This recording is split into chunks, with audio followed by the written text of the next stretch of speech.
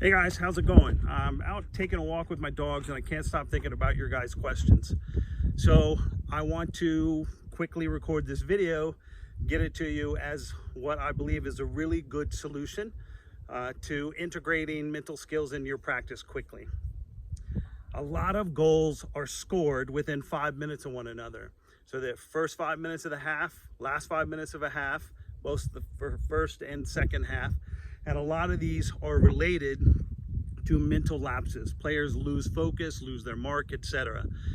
Confidence has to do with attentional regulation as well. It means you're thinking about the what ifs, fear of failure, what might happen down the road, instead of, in both cases, being where your feet are and fully present. So how do we teach young athletes to do this? The same way we're going to teach Navy SEALs or Special Forces or agency guys or other elite professional teams. It's through diaphragmatic breathing. It is literally the magic elixir. So one, we want them to be aware of when they're starting to drift off mentally. That's a little bit of a challenge and we can table that. But for now, after your warm-ups, you can do it before, but I think it's ideal if you do it after your warm-ups. You get them in a small circle and you have them diaphragmatically breathe 3 to 5 really deep breaths. I've already posted a video and I'll post an additional worksheet on how to teach that. But in short, you can do it one of two ways: one hand on the chest and one hand on the stomach. They inhale in 2, 3, 4, 5. Exhale 2, 3, 4, 5. And then you repeat it for 3 to 5 breaths. Once they learn how to do that, and what you need to look for, we don't want shoulder breathers because they're filling their lungs. We need the belly to expand, and they're probably skinny kids. Their bellies aren't going to expand like mine. So we want the diaphragm to fill so it activates the vagus nerve. So after your warm-ups, you get them in a circle and you have them, okay, everybody, we want to take 3 to 5 diaphragmatic breaths or 30 seconds of breath. You count them through the 3 to 5, and then you ask them to see the success that they want in practice today. Give them 30 seconds to think about it.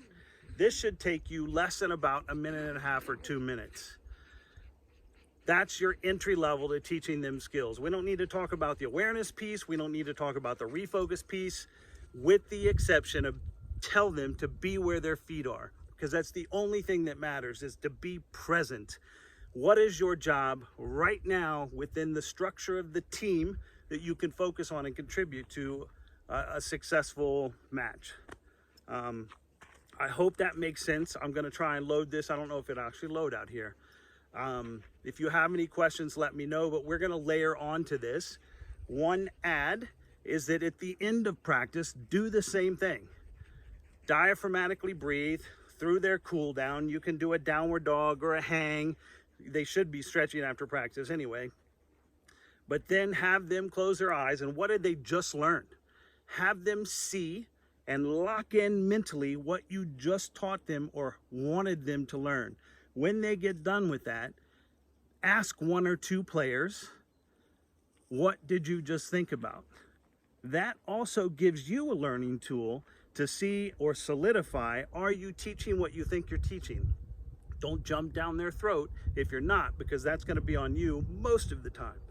So this should give you an entry level. I'm going to write this up so you don't have to watch 4 minutes of video every time. It's pretty easy. It's part of the air routine, but diaphragmatic breathing is the magic elixir. It's going to help with confidence, fine motor skills, gross motor skills. It's going to help with getting their head up with after a goal, or if they score a goal, not being too high, not being too low. Emotional regulation, and you, coaches, you do it with them.